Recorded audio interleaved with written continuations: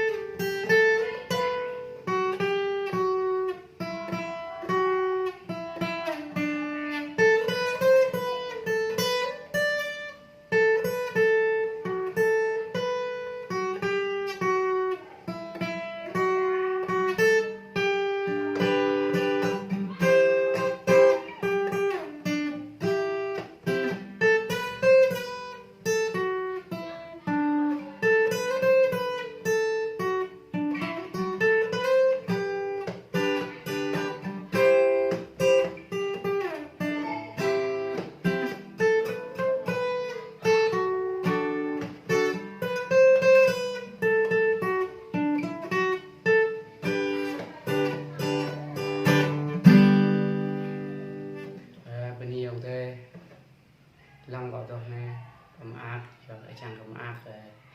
vì ban dòng tê mọi người sẽ mà có đồ cầm ác ố nhớ câu về pháp người ta âm niệm ta để làm tay đồ này bye bye mượn luôn